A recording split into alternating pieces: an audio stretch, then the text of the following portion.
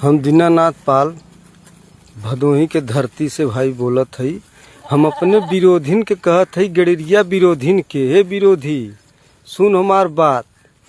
हम अपने गड़ेरिया विरोधिन के कहत हई, भैया ये हमार विरोधी सुन रे हमार बात। तुहनी 2004 के गड़ेरिया नाई हन, 2025 के गड़ेरिया हन बेटा। इ नए जमाना का नया गड़ेरिया हन। ई गड़ेरिया झुके वाला नाई हन, हाथ जोड़े वाला नाई हन। 2004 की नाई हाथ न जोड़ी गड़ेरिया। ई गड़ेरिया 2025 के गड़ेरिया हन और नया गड़ेरिया हाथ न जोड़ी, हाथ काट दे ही। तो हमरे बिरादरी के जे हमार विरोधी होई सुन ल रे विरोधिया। 2025 का सितारा हन, 2025 का दीनानाथ गड़ेरिया हन। आवे वाली जितनी भी हमार समाज बा 2025 वाले के कहे चाहते भैया, जे सीना दिखाए ओकर सीना चीरे के काम कर, जे समाज के नीचा दिखाए ओकर समाज काटे के तोड़े के काम कर। तोड़ दो ओकर समाज के, अरब न रह जाए।